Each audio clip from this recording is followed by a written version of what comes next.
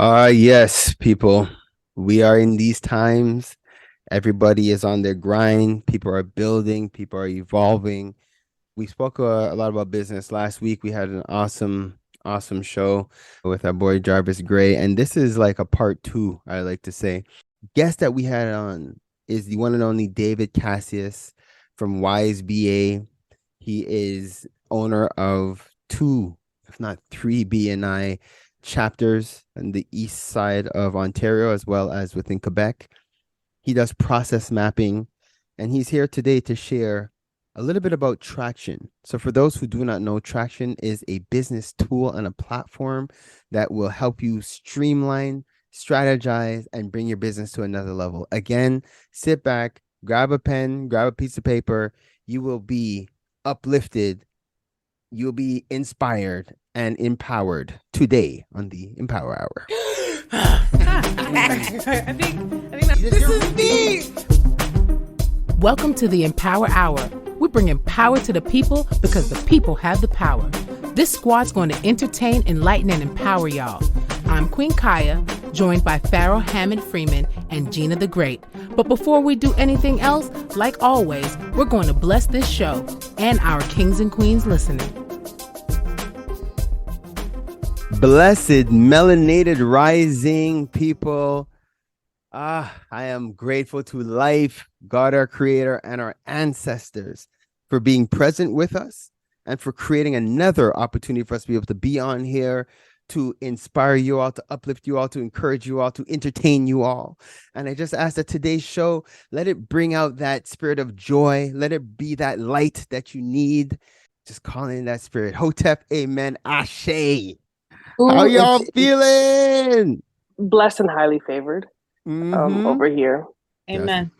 I am excited for this interview that we have with our brother David Casseus. Guys, like I had said at the beginning of the show, I strongly encourage that you sit down, grab a pen, grab a piece of paper, because you will be educated on this one. Shout out to Terry. He gave us a special shout out last week when he heard our last show with Jarvis Gray. So big shout out, Terry. Thanks for supporting and thanks for always listening and encouraging the show. We are here for you as you are here for us. And you guys sit back and enjoy. Parlay with the people. Parlay with the people. Parlay with the people. Parlay with the people. Parlay with the people. Parlay with the people. Parlay with the people. Parlay with the people. Parlay with the people, y'all. Guys, so like I had mentioned at the top of the show, I'm super excited because, as you guys know, I'm big on establishing processes and systems ever since we had our boy Jarvis Gray on with us. And now we have one of, I guess I could consider you one of my mentors, one of my, like, you're a business associate of mine, a good friend of mine as well. Now at this point, I like to say, but you're a mentor. I look up to you, my brother. So we have my brother David Casseus. He is the owner of multiple regions in BNI. He is the owner of Wise BA.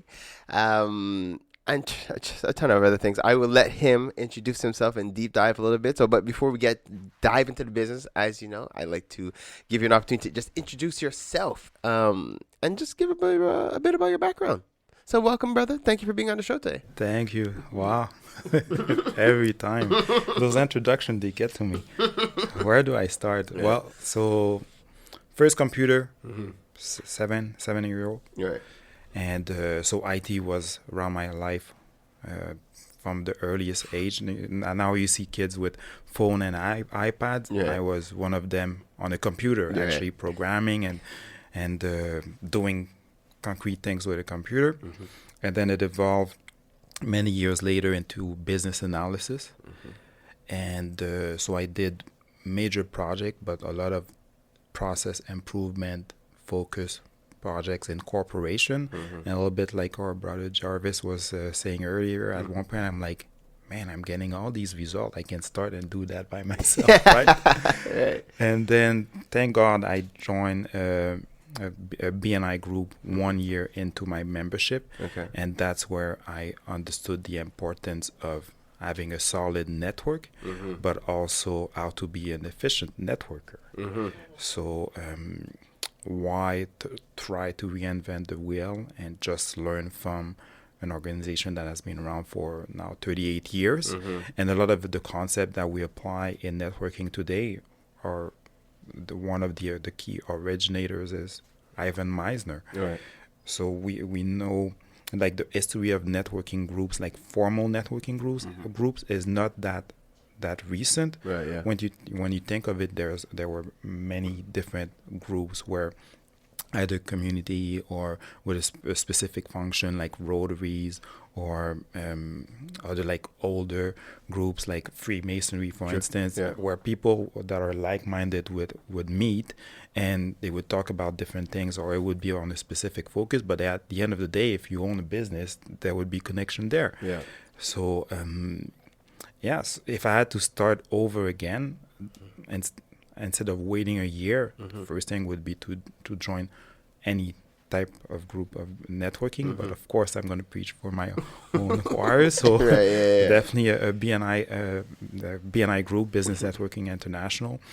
So that's where I learned so much, just in terms of how do you do a proper elevator pitch, right? Yeah. We tend to overextend, and instead of being super broad and super large, instead of just focusing on one thing that people are going to remember. Right. In my case is David Casseus, process, or like in French, processus égale Casseus. It's even in my suits. So for years now, you have people remembering me as the process guy. Yeah. A few years fast track, COVID hit, and it was a big year for me with COVID, because all that networking I did in the past, I realized there were two key referral partners, and this is a very important concept when you're in a business. Who are strategically the people that are going to refer you, or are you going to refer back as well? So let's take a very classical example of real estate. You're a real estate agent, you're starting off. The people you need in your network that are prior are financial planners, and the people you need are mortgage broker, and the people you need after are home inspectors, or insurance, or all the different trades that once you get a house or what you need that needs to be fixed quickly, you can refer back. So that's again a concept that I learned through BNI, and also having people that you like, and you trust. That's it. I can give you a feedback. They see you every week, and they can give you a different perspective, because you'll have in a group, you'll have the lawyer, the accountant, the marketing guy, and the input, the insight they'll give you will make you adjust way quicker than if you had to learn this by yourself. Absolutely right. So I want to get into that, because we mentioned process, right? Yeah. And you're that guy. And if you're business savvy, you're going to understand what that means and what the purpose of that is for your business. If you're just starting in the business, or if you don't have that business background, to you, process is just another word. Can you talk about what that means? So process is, what are the activities, the resources, and the sequence to get to a certain result. Okay, it's a very basic information. I'm sure if you Google it or you go on ChatGPT, you'll have a different explanation. But for our audience, let's keep it at that very basic level. Then are these processes replicable, right? You can jump in anytime you want. I know, and actually, it's funny you say that, because I was like, you know what? I have to say, because we're blessed, because we have somebody filling in. So Queen Kaya couldn't make it today, but we have the one and only Jarvis Gray, who is our business growth strategist, who is here from Atlanta, and he's filling in. So this is awesome, guys. You're getting a 2-for-1, because you have Jarvis and David Casseus on the same show. So you guys are welcome. Well, David is absolutely killing it. I'm over here like somebody else that speaks my language. So this was amazing, man. I loved your expertise. Cool. Good. So, all right. So, sorry. So yeah, and you jumped in. Was that the end of your definition of process? No, not at all. Then the second part is, how do you document it and how it's replicable? Let's say your sales process. So you get a new lead through a referral, or you get a new lead through LinkedIn, you get a new lead from your website. The process will be slightly different. So let's say you get a referral. Perfect. How is that referral? How did you get that referral? Is it a joint message?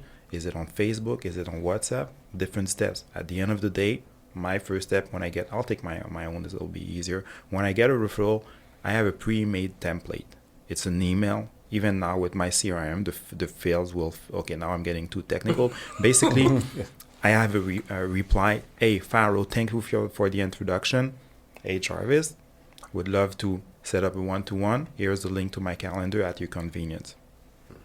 And that's it. And then 24 hours to 48 hours later, no answer from that specific lead. Then I follow up. How do I follow up? By phone, not by email. So all these steps are predefined.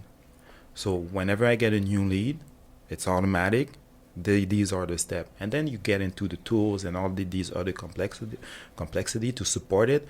But at the end of the day, when I get a lead, it's always the same thing. So then I can establish and evaluate the efficiency of my process. So if for any reason I'm taking more than a week or 2 weeks to answer back, planning a meeting will become harder. So that's when you start seeing that, oh, you know what, 24 to 48 hours is the best time to reach back to that person. Then the second step, I meet, typically the first meeting is about 15 minutes, just to get a grasp of how can I help you, etc., because I want to avoid talking too much about what I'm delivering or the type of service that I have, and that person is not qualified. So it's being efficient. Most of the time, I will not be the first person to help that specific lead. I will refer to someone else. But if that person is all about growth, and they are at a point where marketing is not an issue, but they cannot scale, perfect person for that potential client. And the referral that I'll get, my referral partner, they already know, so it's more like a setup, or they're already aligned for that type of service. Then qualified, perfect. Let's set about 30 to 45 minutes, and that whole meeting is all scripted. Question 1, 2, my 8 questions are always the same, and they get me to a point where I'll propose my services, and then I'll have options. And at the end of that meeting, within 24 hours, that potential lead will receive a service offer that it's, once again, all pre-made. It's connected from that email. The email grab the information from that client, goes into my CRM from the lead proposal software, get all the information from the lead proposal software, and then when I generate the service offer, I don't have to do a thing. I just have to make to kind of double check, and do a proper introduction message, so it's personalized, and then I can send the proposal. In my script of that same meeting, at the end of the meeting, I will already plan the following meeting.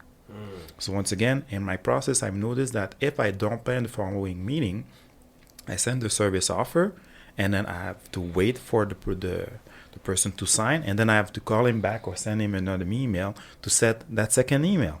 Not efficient. And then as in the sales process, I'm losing control of the actual sales process.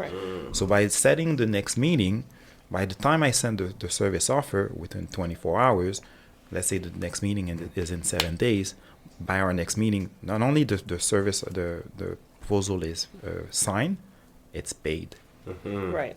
Wow. I wanna highlight a gem that you said that many people, in case you missed it, it's the saying that when someone comes to you, as opposed to just saying, oh, this is how I can help you and this is all the things I can do for you, it's sitting back and listening, assessing the person, and it's giving them the opportunity to tell you what their problems are, what their needs are, and then you can better assess to A, whether or not you're the right person to fix it, and B, okay, well, I heard what your problem is. This is how I can help. Exactly. And that's just something that anybody who has a little business can, because I do feel like anytime someone starts a business or when they're in a new venture, I've had friends where, especially when it comes down to MLMs, let's say, you say, hey, how's it going? Great. Let me tell you about this new product that, and I was like, I think my mom's calling. You gotta just hang up, right? So it's going about it wrong. And sometimes you're given the wrong tools to try to just sell. And the first thing about selling is listening, as opposed to speaking. I feel what's standing out to me too, and Jarvis had touched on it a little bit. It's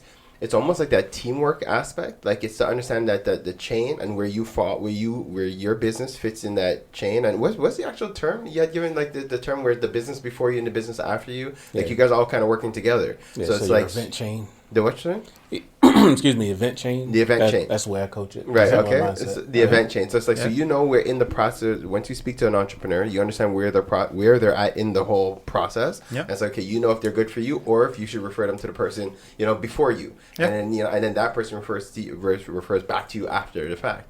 Right. And so it's like, again, like this, I'm a strong believer in the fact that we are more successful in working together. Like when we start to collaborate with other entrepreneurs and say, okay, this is how we could leverage our networks. This is how we could leverage our skills. So it's something I just want to encourage all the entrepreneurs who are listening. If you think business, you're going to be successful, like functioning like you're on an island, that's not how it works. So love it. And let's link process to the fact that we're being unique, or probably your USP, right? Tell us a little bit about unique selling proposition. Well, so before I jump on that, I do want to ask you a question, because the way you broke down your process was very detailed. Now, David, I don't know about you, but when I'm starting to talk to business owners about detailed processes in their business, they get the deer in the headlights look. And then I tell them, breaking down your process to the level of detail that you just shared with us. Yes. I mean, sticky notes. Like, that's my secret weapon. And then when I pull out a pack of sticky notes with a business owner, they're like, oh, okay. So I'm curious now. I will definitely talk about USPs and kind of my principles on that. Yep. But I just wanted to ask really quickly, before we lose too much of that thought, how do you get a business owner to think about their processes in that much detail? Because what you articulated to us was very methodical. And to get somebody to slow down and think to that level of detail, it can be overwhelming. But I'm curious if you have any tips or tricks on just like, how do you get there? Excellent question. Basically, what I tell them is that you already know it. You just don't formalize it in a way where you can. And you're doing it every day. You're doing it every day. So for sure, you know it. My specialty is that I'll start, okay, what's the beginning of your process? What is the first thing you do? Yeah. Who's wearing that hat? Is it because as a solopreneur, when you start, you do everything. You do the sales, you do the operation, and et cetera, et cetera. What that is doing that specific function? He's the business development or the sales person. Perfect. So activity A, done by the role, and then what tools or what form are you using to do that step? Yes, sir. Yeah. So then I go step by step until I reach to the end of the process. But you could, as simple as writing the notes of first step 1, I do this using that. Yeah. Step 2, I do this using that. So the way you document it, I don't really care as long as it's written, because one day you will want to delegate this. Exactly. Yeah.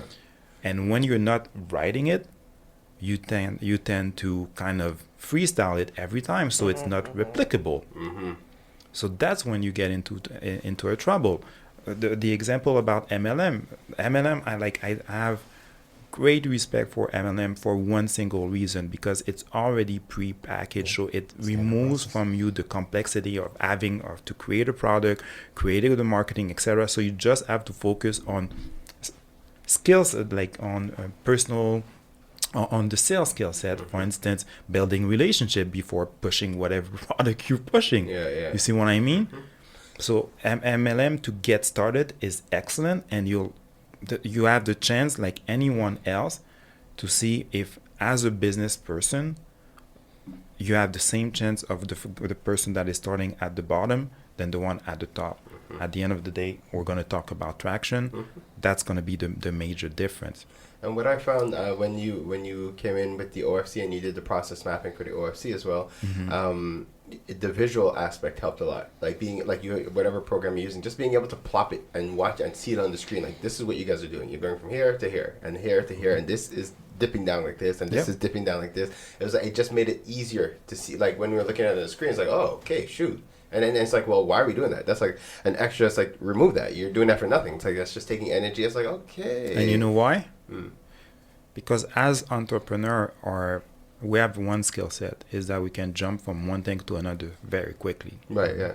But it's also it can be problematic that we cannot focus from one thing to another. And statistically, my clients have I call them neurodiverse. And probably the four of us are neurodiverse. So it goes from the spectrum of ADHD to savant to all these different strength or superpower, I call them. And my clients are for sure neurodiverse. So when I put it, I draw that process and it's visual, everybody's like, oh. Yeah.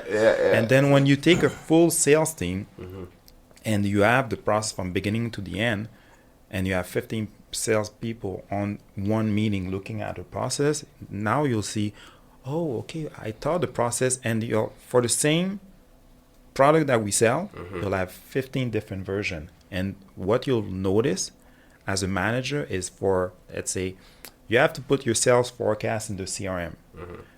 Two of the salespeople will go on vacation, and their sales forecast information will be at a different place in the CRM. Right. And then you're and then you're trying to pull data or do a dashboard, and that same information that is supposed to be at one place is at a different place. Right. So by doing that, let's establish the baseline and let's bring everybody and show them that this is moving forward. This is it. For me as a business analyst, now it becomes my reference. So whenever someone is, one of my clients or someone in the team is not doing what is on the process, he'll hear it. Yeah, you could tell. Right. Because I'm making connection with everything else. Right. So don't mess the recipe. This is it. Now let's stick to that. And that's when you can actually have traction. Right. Nice. Yeah, Okay. I like that connection to the word recipe and process. I wanted to call that out for the business owners that are tuning in. If you think about your business like a recipe to a cookbook, you want to make an amazing meal. You don't start tweaking the ingredients. No, you do the same recipe every single day, every single time. That's why David's the man. So if you guys are now tuning in, we are here with our brother David Casseus from YSBA, and he's just deep diving. We're about to start talking about traction, and we have a guest host with us as well. We have our brother Jarvis Gray from Atlanta. Jarvis, the name of your company is? The Quality Coaching Company. Quality Coaching Company, and he's filling in today for Queen Kaya. So now, I know, did you want to answer the question Dave had asked you before we dive into traction? USB? Yes. Yeah, so USB, your unique selling proposition, basically is what separates your business from anybody else's. And the reality is, in today's world, there's not a lot of new businesses being created, right? We all have our own unique version of standard industries, but it's something we talked a really good lot about during our recent workshop. Is I like to call it a market dominating position. So taking it to just a little bit higher of a mindset than just a unique sales proposition. It's why am I so unique that I'm basically creating an industry of one. So that's a mindset that I love to try to get business owners to connect their businesses into. Is really, it's almost like that blue ocean strategy mindset. Yes, if you're familiar with it. Exactly. It's we don't want to swim in. So blue ocean strategy, Yeah, I was like, classic. y'all just giving out terms, understanding each other. I was like, wait. It's like, well, I have a green ocean. So. What I hear is me and David are probably going to geek out after this conversation. I'm pretty sure. Yeah. But so long story short on this one, and then I would love to talk about traction, because traction is another, I think, amazing methodology for business success. Yes, it is. But blue ocean strategies in connection with the market dominating position. Okay. If you think about out in the ocean, if you see a red ocean, that's usually where a lot of sharks are. There's a lot of fish. There's a lot of feeding frenzy. Everybody's in that area. Wow. In the ocean, you don't want to be in that part of the Hell ocean, no. right? Okay. Yeah, that's very scary. It's like, red. So you focus on the areas that are the blue ocean. That's still untapped opportunity from a business perspective. Okay. And that's what I like to try to communicate with my clients is how do we take your simple pizza company and communicate the value in such a way that You're in your own unique lane. Maybe it's a type of product or a type of pizza you serve. Maybe it's some key ingredient you use. A famous example of a market dominating position for the pizza world is Domino's Pizza. Back in the day, they used to say, hey, if you want a hot, fresh pizza in 30 minutes or less, or it's free. Right. And when they did that, they found tremendous success. Now, they didn't say, hey, we're the best pizza on earth. We're better than Papa John's or whatever. They just created a unique way to talk about their business, a unique selling proposition or a market dominating position that just they carved their own lane. Right. And so we, as business owners, we all have to do that for our businesses. Exactly. Let's take a quick positive cause just to shout out our homegirls, Kemba and Andrea from Keen Real Estate Group. Whenever you're thinking real estate, whenever you're thinking investments, whenever you're thinking about planning for the long term, think Keen Real Estate Group. They're generating wealth for generations. KeenGroup.ca. If your goal is to purchase a car and to make the process as simple as possible, just get a car broker, guys. You just get a car broker. Big shout out to our homeboy, Hamsdale Jacques, the owner of hjcourtierauto.com. That's HJCOURTIERAUTO.com. If you're a small to medium-sized business and you're getting started and you're ready to go to that next level, what do you need? You need a phone line and you need a website. Think Mainstream Digicom. They got all your telecommunication needs checked. MainstreamDigicom.com. You're trying to get out on the web. You're trying to understand how to navigate through ads. Check out Java Logics for all your marketing, your digital marketing. Where would we be without Preston? I don't even know. Check out Java Logics. I give thanks to Preston for what he's done for the OFC. The amount of positive reviews we've gotten from all his referrals, we're proud to stand behind his work. Check out javalogics.com. No, it's not just because he's my brother. It's because you can't talk hip-hop in Montreal without saying M City Solo. Guys, check out his latest project, In My Fields, available on mcitysolo.com. If it's not one of the hardest new EPs to hit Montreal, come and let me know. You already know. It's your boy, Pharaoh, bigging up, mcitysolo.com. Keeping the culture alive. I gotta give thanks to West Can Folk Performing Company. For the last 40 years plus, they've been promoting our culture through song, drum, and dance, educating youth, the children, the seniors. Just check them out, westcanfolk.com. Girl, what are you cooking? My curry chicken. Ooh, you're burning it. Gosh, it looks so... It's okay, girl. You need the Curry House. They have the best Caribbean food in town. 2 locations in Montreal, West Island, and Côte-Neige. For more information, follow Caribbean Curry House, MTL. Don't forget to mention the Empower Hour for your 10% discount. So, who placed in the order? Me. DeVito, WizKid, Burna Boy. Those are just some of the big names that's blessed Montreal thanks to Afrobeats Montreal. Definitely check out Afrobeats MTL for all concerts, show listings, everything that has to do with Afrobeats in the city. Check out Afrobeats MTL. One full circle. We are the Melanated Community Resource Hub and Network. What does that mean? We're here for each other. Enough for that. And then speaking of Domino's, and then after they got all their people, they're like, okay, we know it tastes like cardboard, so now we're gonna make it better. So you still already have your plate, and then continuous improvement process. And then you get more, and then you get more people. There's like, and like because I know I've literally said like Domino's. I was like, no, guys, it's actually good. Mm-hmm. Like because if you don't want to get that fancy stuff, you do these things. So you acquire them at first with that catchy USP, as you guys called it, right? Exactly. Yeah, and then work on it because it doesn't have to be perfect when you put it out there.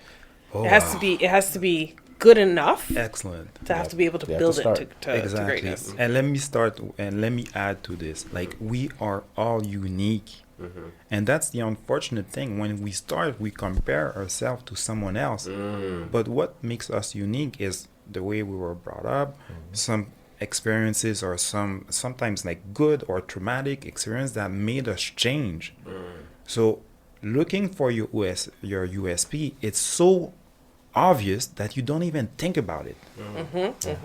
Like one of my USP is probably even I was talking with my wife and my kids this weekend is like when you see my phone number, David Casseus, answer.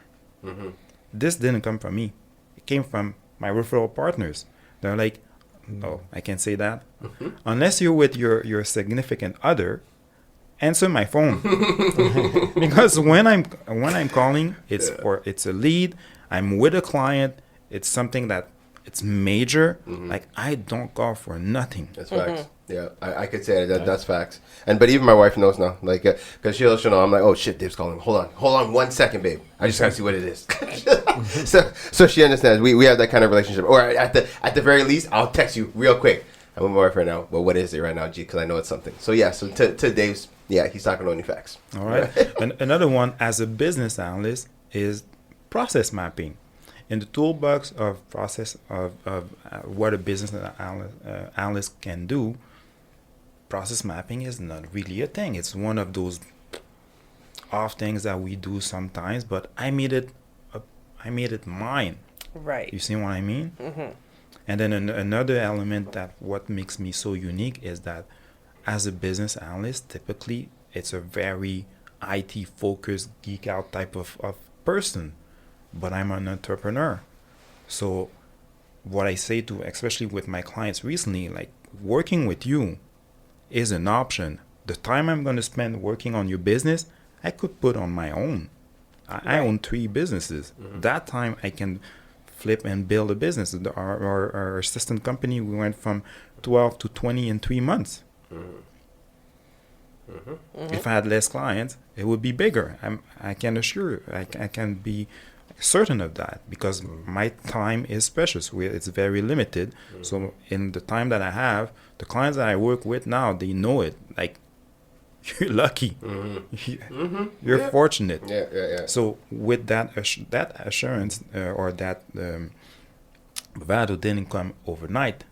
But because I was so focused on what I was doing, because my USP was so clear, there's a bunch of projects that I say no. Right.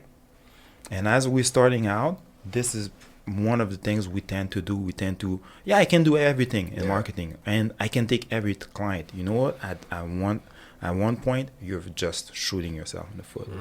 Well said. And shoot, so now this has been huge. It's so much added value. So now let's dive in. And guys, everybody who's listening, you might want to grab a paper and pen. We're going to drop a couple of gems right now as we start discussing traction. Love it. So, so first, can you introduce Traction just for the listeners so they understand what Traction is? Yes. So Traction is a book by Gino Wickman, and it's part of a whole system. Yep. But basically, the story of Traction is how do you get momentum with your business, and it's a system. So it's not like concept or great ideas that you cannot apply by yourself. Actually, you could apply Traction by yourself. There's another, and it was inspired by a few books. One that is well known is Scaling Up. Okay, yeah. By Vern Harnish. That's another great one. All right, and so it's kind of similar. For a long time I did apply Scaling Up, but it's made for a larger company. So we're talking about what, 50 million is enough for Scaling Up. But guys, even if you're not at 50 million, take my word for it. Scaling Up, write it down, get it on Audible. Okay, sorry. Yes, definitely. Yeah, well definitely, worth it. Definitely. So Traction is 6 elements that you have to implement. And if you implement them, you're going to see a difference. And I tried it on myself. Yep. With two of my business, and there was one that I didn't implement Traction, and 3 months down the road, I saw a major difference that I'm like, whoa. Yeah. I'm not doing this anymore. Yeah, exactly. It was that it's everything obvious. and I'm going to let you deep dive on it, but it's like Sure. it's everything, even from just how you structure your meetings, because we take it for granted. We're like, all right, cool, we're going to sit down for a half hour, 45. Nah, it's like, especially when you're in business, like you want to know that, okay, this is how the meeting is going to flow. Yeah. And this is what we're discussing. I don't have all day. Like, and it's in, out. Let's get it done, bang, bang, bang, and on to the next. It's like, I love it. So sorry, I'll let you go ahead. No, it's all right. So just meaning alone, like if there's one thing you can take out of this methodology is how do you actually run your meeting. So our meeting tends to be unstructured, no value, no agenda, not at a fixed date, and then you'll have people kind of hijacking the agenda all the time. You're right. It's like meetings, we are tend, especially these days, not to like meetings because it's a waste of time, because they're just not structured in a way to get a result. Right. So traction, 6 aspect. So it's vision, people, data, traction, issues, and process. Wow, good job, Dave. Because you're looking at me, I'm like, I'm not going to be able to tell you. I'm terrible at this. I lean on you for those things. So great. All right. So the first one in the book is all about vision. So vision, like in larger company, right? We all have a strategic plan, and it's a 5-year plan, and it's on 50 pages, and nobody reads it. No, exactly. And because it's also a 5 or 10-year plan, by year 2 it's already obsolete. Yeah, right. So much things change. So the way Gino Wickman does it in Traction is called the Vision Traction Organizer, and it took a lot of elements from Scaling Up and other places, but it's basically on one page, or it's actually 2 8x11 pages. So it starts with values, purpose, mission, what's make you unique, your marketing, your target or marketing strategy. So that's like your why, like we were talking about before. It's like your why expanded. It's like making your why very clear to you, like on different levels. So that's it. And each of these questions you can answer with one single line. The fact that done is better than perfect, and we'll tend to make that exercise super complicated, but we don't need to actually do it. Right. So in that same page, there's a 10-year vision. And that 10-year vision is just a projection. Right. Yep. Okay. So in our case, I'll take my VA company. Our goal is to have our own building with over 130 resources. Okay. So that's the 10-year vision, and we even have the name. And actually, our marketing team is creating a vision board of what it's actually going to look in 10 years. Okay, cool. And it's also part of our onboarding document when we have new employees, like they know the vision is to get to that point. That's good. Okay, yeah. Okay. So then you get from the 10-year to the 3-year vision, basically with measurable and what it's going to look like. So that's the first page. And then the second page is the first 1-year plan with measurables and also like goals. Yeah. And then you take that 1 year and you split it into quarters. Then the real work starts. Yeah. So by having those 2 pages, now you can go back to the company, and if you're by yourself, please take your spouse, someone you trust, maybe a mentor. Build a small committee of a few people that you know can give you like the real feedback. Right, honest advice. I call it that inner circle. That's my favorite term. Or David Goggins called it the foxhole. Okay. So it's not people that are going to say, let's say that you put a 3 months sales target and you don't reach it, and they're going to be going, oh, okay, but it's still okay. No, that foxhole is going to be like, dude, what the heck? Yeah, that was trash. Like, you didn't get your goal. Why not? Oh no! So maybe like 2 weeks before your goal, and you're not on the target to reach it. They'll be like, kill it. "You have 2 weeks, man." Yeah, that's what you need. These are the people you want. Yeah, no, honestly, and guys, take note of that, because we have a lot of yes men in our circle. We have a lot of people who are complacent in our circle, and they're not helping you grow. You need people in your circle that will help you grow, that will give you that guidance, that give you that encouragement, and give you that tough talk sometimes that you need to get to level up. Another element of these people in your foxhole, like they need to be business owners with a proven track record. Well said. Like stop listening to advices from people that haven't accomplished anything. Oh, there's so many of those. Though. There's a lot of people giving advice, and you know what? Yeah. I want to hear the advice from the people who don't have it together, because I want to hear the advice that what got you there, so I can do the opposite. Don't give me advice on how you think I'm supposed to be successful. Tell me how you got there, so that that's the only time you can give me advice. That makes so much sense. Recently, I started a challenge called 75 Hard from Anthony Frisella. Love that. And so when I started that, so it's a challenge for 75 days straight, you train twice a day, one outside. So we're in Canada. It's not fun doing training outside. Drinking 4 gallons of water, reading 10 pages of a self-development book, the making progress picture. That one I don't like, and I always forget one. Anyhow, so I just talk about doing it. Then you'll have people saying, you cannot train every day, you need rest days. Oh, but you forgot, if you miss one day, you have to start all the way back over too. Yeah, exactly. Thank you for that one. Yeah, so you can be on day 30, miss one day, and then start back from wow. Yes. That builds a whole other level of discipline. That's but it. So you have people who tell you can't do this. You can't train every day. 4 gallons of water, that's too much. Blah blah blah blah, etc. etc. I'm like, So I'm the type of guy. The more you say that, the more you're pumping me up. I'll be back in 75 days. Right. So, Cool. 2 days later, started. Funny enough, other people that are doing the challenges now, you have a different perspective. David, you're doing this challenge. The trick is you have to start early in your day. The earlier, like, don't get to 7 p.m. You have the kids, whatever, etc., etc. Don't get to that point. Thank you. These are the type of advice that I want. Yeah. David, book a few appointments with your massage therapist, chiro, your team that's going to help you go through that. See? No cheat, no alcohol, and follow a meal plan. I forgot about That was the other one, right? Yeah. So let's move that to business. You'll have people giving you advice, but you also have others saying that you want to get into you want to get sales. Well, it's not fun. It means that you're going to be on the phone all the time, following up with the leads that you have, following up with all these networking events that you go to. And hearing a lot of no's. And hearing a lot of And having no's. to push through the no's. Exactly. To get to that yes. But if you have a consistent process, then you'll know to which step you got to know. So then you can move along, and at one point you'll get a yes. Yeah, that's it. Like, being in business is not easy.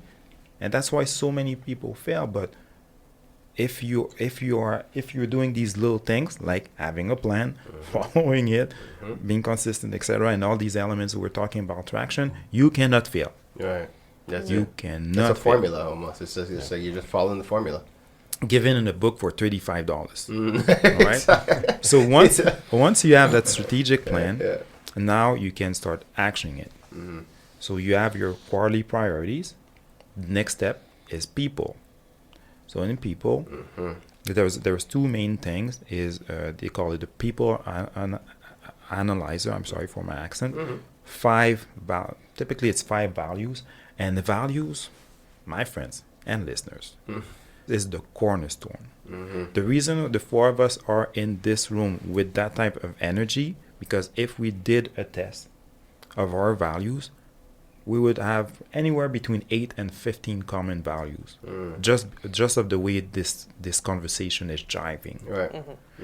You have similar values with your spouse, with your friends from way back from high school, like your long friends. The list of common value is strong, is long. Yeah. And funny enough, you know that trend of mission, vision, statement, etc., and values that we don't do anymore. It had a reason. So values, setting your values. What it's going to do is it's going to set values of who do you want to work with, and what type of partners and employees you're going to have around.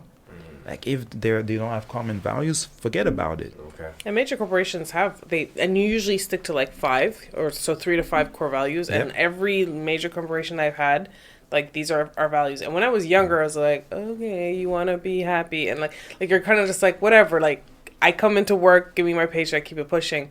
But then when you have your evaluations, they evaluate on that. How do you measure up to the values that we set? And when you don't, if you're not hitting those targets, you're either given a runway to get there, or we decide that we're not a good fit. Exactly. Well, right? Even now, though. So back when I was in my corporate lifestyle, I would ask on job interviews, hey, tell me your corporate values. Like, I want to make sure leadership team that's trying to hire me, that you live up to your own values. So that's, for any of our listeners who still are in a corporate position, but even now as a business owner, when I'm looking at potential people to partner with, what are your values? I know mine. I want to make sure they jive. Because if not, I wish you the absolute best. Yeah. But we are not meant to be partners. So the values, to your point, I think it's something that is very overlooked, or it's looked at like an academic exercise. Right. Where it is so essential. It connects into the why when we were having our previous conversation. Exactly. The And you why need to take and the the time. mission and the values, all those are connected. Right. So with people, you have the values, and then you have 3 elements: get it, want it, the capacity to do it. So now I'm talking with Hold on. Say that again get one it, more time. get it, want it, has the capacity to do it. Right. Okay. Okay. So with that, the 3 to 5 core values, then those 3 columns, you're gonna have your list of employees or partners, etc., or collaborators, etc. If that person has pluses, you're Great. good. Few plus or minus, more or less, it's okay. Someone with 2 to 3 or 3 or more that don't fit with your values, that don't represent it, there's one thing that's gonna happen. That person is not here in 3 months. Because they're not in line. And I can attest to that. Yeah, yeah. And the thing is, and the way we're putting it, it's no slight on that individual, because it's like, it's just that it's that person, not a right fit. it's not a right fit, and even letting them go, from what we're understanding to attraction, letting them go is liberating for them. They will go to Or somewhere they'll else. leave. Yeah. So with that, a little bit like you said, it's right people, right seats. So with the value exercise, this one is the first, but the others, get it, wanted, the capacity yeah. to do it. Thank you. If there's a minus there, that person is on the wrong seat. Okay. So not a fit of value, not the right person. The more you keep that person around in your surrounding, even as a contractor, etc., but let's say you have employees. When you leave that person in the company, the good one will leave. Yeah. The moment you fire these people that are not the right people because they go against your core value, everybody, the good employees will say, "Thank God." Actually, we have a case of an employee that was about to leave, and then 2 of our employees that were not fitting with the values who followed the process 3 months later. Guess what happened with that employee? He recanted. Is that the word? He said, Yeah. "I don't want to leave anymore, Right. Yeah. and I want to give my 150%. And my dream would be to get into that position and get a promotion." Wow. It's like The moment they left. Right. Yeah. So imagine, because it was so like shocking to us. We said like, "Oh, let's go back a little bit to the others that left or were fired.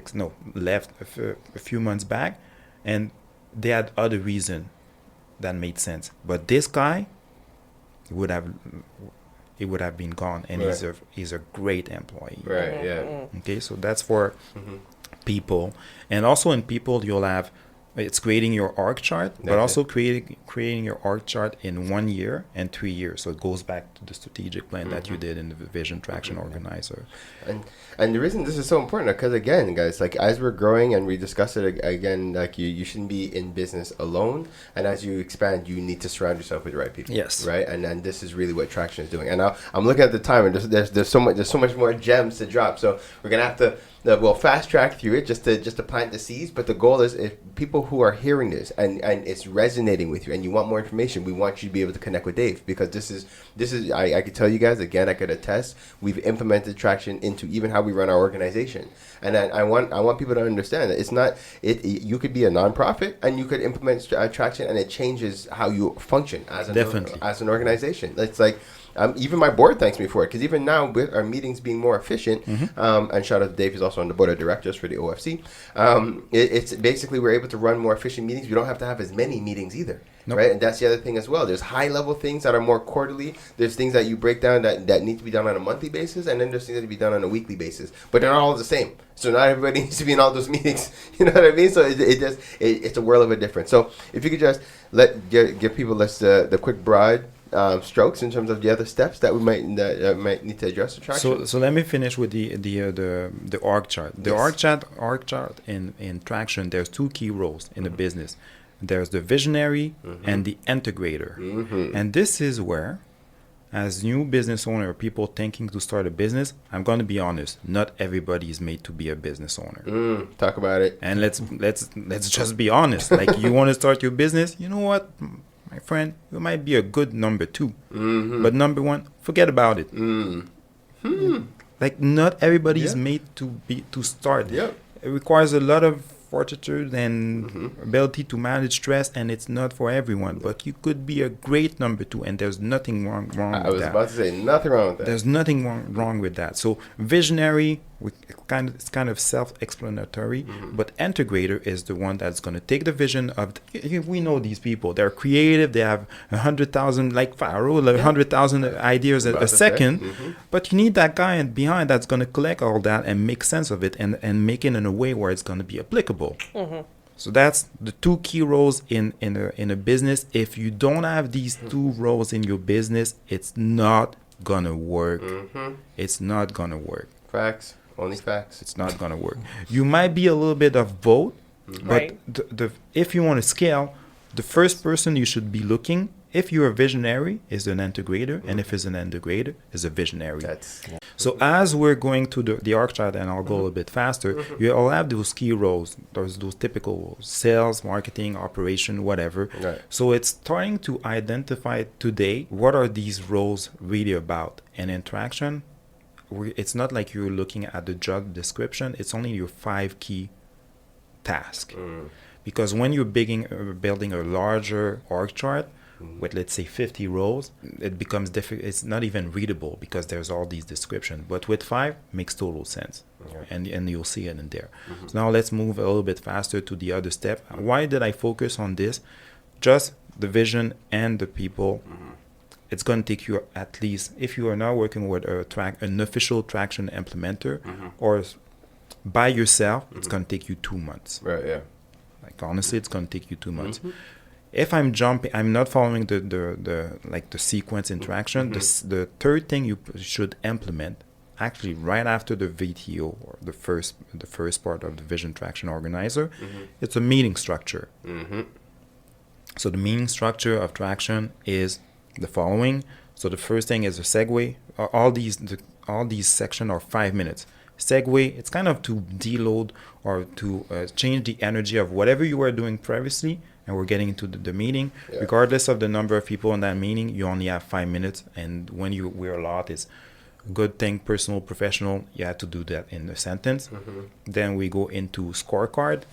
So these are your KPIs that you're supposed to follow. So you're responsible of sales. You need to, I don't know, generate 100K for this quarter.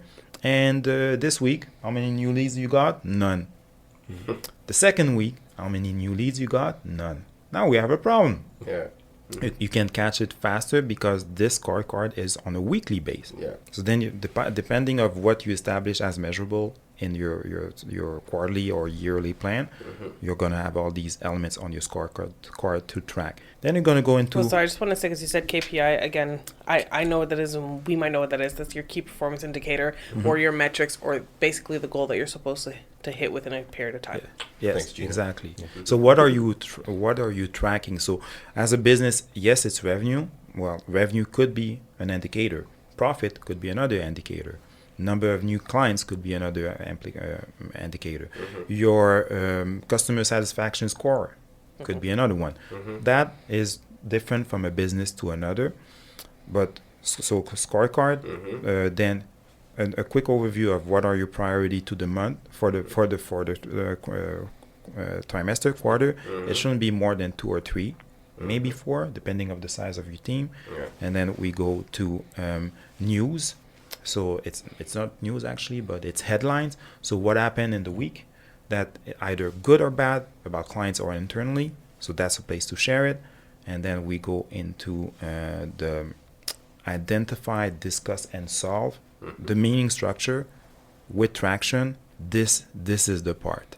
It's the part where you have a bunch of brain around the table, and in an unstructured meeting, these people are not participating.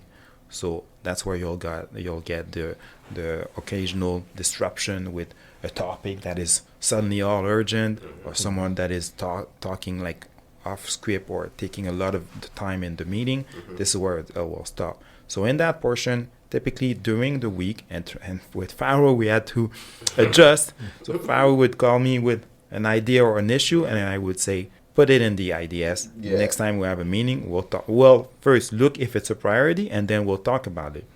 That removes a lot of pressure and distraction, because we know we have those, out of those 20 issues, we have probably 3 that we're going to address in that 60-minute part of the meeting that we have. And if we have time for more things, we'll do. So we'll pick one topic, everybody will participate, and this is where it's powerful. Right. Then the different proposals or ideas or et cetera, now become action items. Then we can jump to another and another and another. And then the last part of the meeting is conclusion. Now that we discuss about that specific element, who's responsible and what's the date? You're in charge of this, you're in charge of that by next week. And then we have a resume of actually when you're using the Traction software, it will send the task to everyone with the date. And if there's a message that need to be cascaded to the rest of the business, this is it. While we were in that meeting with element number 1, we decided moving forward that this is going to be it. It needs to be sent out as an email right away. And when you're implementing Traction, at the end, you'll have a score. Everybody that is participating, a grade from 0 to 10, what could be improved, and then you put an end to the meeting. So that's the last element. It's the meeting rhythm. There's also, for lack of time, or something that we can address the next time. So there'll be a scorecard, issues, and processes. And funny enough, I'm not even talking about process today. We kind of alluded about it, but these are the other elements. So these 6 together, this is how quickly you can turn around your business following this podcast. First thing, listen to the book. Why? Because it's 7 hours. And in a weekend, you'll go through it. Yep. The thing is, you're not going to listen to that book once. Nope, exactly. It's called spaced repetition. It's a technique that we use all the time, Pharaoh and I, when we're gathering or we're talking about new books. The first thing is listening to it, especially with the life that we have today and our attention span. Listening to a book, it's a first listen that I don't want you to even be attentive about it. It's just to grasp a few of the concept. You get the general idea. The second, so that's the first listen. Then buy the book and read the physical copy. Why? Because there's graph and there's information in it. And then if you're able, so first listen, second read, third read and listen at the same time, and fourth listening to a chapter at a time. So when you're doing, for instance, the chapter 1 about vision, you listen to that chapter in loop for about 1 as to you're 2 building weeks. your vision, you're saying, There as you're you building go. that stage. Okay. And a lot of their resources are free on their That's website it. too, Yeah. right? That's why that's not the main reason why we're talking about that methodology, but you're right, everything is free. It's there. So earlier in your interview, we were talking about the fact that the information is there, but Well, I mean, to your point, as they're listening and reading, they could even download one of the worksheets Yeah. and Exactly. begin, especially when they're doing the chapter at a time, they can work through. That's it. Exactly. So that the free tools on Traction, they're very well made now. They also have a tool called EOS Software 1. So you have that whole methodology, but now there's going to be a few people saying that, yeah, but we're already using software that are similar. I'm going to tell you, my friend, that's impossible. You might have a Trello, a planner, an Asana, a Rike, whatever you're using as a project management to follow your task, Right. but not with that sense of togetherness Exactly, that yeah. Traction brings you. Yeah. So it's not another tool that we're adding, it's just the tool that will link everything else. Guys, the information that we're sharing here. Now, first of all, it almost seems like this is like a part 1. I feel like we're gonna have to set up a part 2. Yeah, because I feel like I like ending with that. Like Yo, that was a it's- good. That was a good place. Yeah, That was a and it's good. like, shoot, it's just enough to be like, okay, and it was a lot. You guys are lucky. You're able to pause, rewind as you listen to the podcast and stuff. Those who are listening on the radio, Yeah, definitely have to just, like follow the podcast. They're on everything anyways. Just, look for Empower Hour OFC. Dave, can you please share your contact info for those who have heard you sparked something in them and they definitely want to connect with you. They want more information. They want to maybe get you involved as a coach to help them with traction. So please share your handles and your contacts. Sure. So disclaimer, I'm not an official traction implementer. Good. Mm-hmm. Actually, there's not a lot of them, Right. and it's a whole system. So it's made for you to be onboarded and to invest and what. I think just the onboarding to be a traction coach is $30,000 US, from what I remember. Okay, right, yeah. You can apply it by yourself using the book. Good point. Yes. Me helping you with traction, I'm going to focus on one element. It's the process element that a lot of people will turn around and they're like, who can I use as a resource to do this? Yes. The best way to reach me, it's super easy. It's davidcasseus.com. Good. Everything is and there. Casseus is spelled CASSEUS. Also on LinkedIn. You said it and you've heard him. He dropped it, kept it 100 as usual. And definitely I am, like I said, I'm proud to have you as a member of the OFC. I'm grateful that you accepted the invitation to join the board of directors to help us with the direction of the organization, because it's bigger than me. It's bigger than both of us. It's bigger than what we're doing. This is something we really want to have an impact on the generations to come. So it's really important that the foundations that we lay are solid. Before I have you give us your words of empowerment, I want to thank our guest host. Thank you for being with us, Brother Jarvis. Definitely what you're doing for the community is exceptional, and just the wealth of knowledge that you have. I'm super blessed to have you in the circle as well. And I'm going to continue to pick your brain. So thank you for making yourself available for that. So yes, Brother Dave, as you know, as we close off, we like to ask our guests to leave our listeners with some empowering words. So what are you leaving with our listeners for today? Network. Network. Point. Yes. Network. You cannot do this alone. You need to be surrounded with like-minded people, but also with people that their core focus or their obsession is one particular thing. Like stay away from I'm good at everything type of people. That's just not possible. But network, there's net and work. So there's work in that word, right? So you need to nurture it, to build it, to filter it, to let room for new people to get into your network. And there's some people that at one point we're gonna go our separate ways, but you cannot do this alone. You need a network to do this. Come David said, another awesome nugget, guys. So as we close off, you have been listening to Parlay. This is another Parlay with the People segment on the Empower Hour. So we had our brother David Casseus from WiseBA, who has just blessed us with just a plethora of information, and he's making himself available for you guys. So please take advantage, take the opportunity, but just don't waste his time. All right. So with that, guys, peace and blessings. Kings and queens, this was the Empower Hour with Pharaoh Freeman, Queen Kaya, and Gina the Great. We are on live every Sunday from 7 to 9 p.m. and broadcasting Thursday mornings at 7 a.m. on CKUT 90.3 FM. Hopefully you got your dose of entertainment, enlightenment, and empowerment. Subscribe and watch us on empowermtl.com and email us at empowermtl@gmail.com to anonymously be featured on our What's the Tea Mail segment. Stay blessed, black, and highly favored.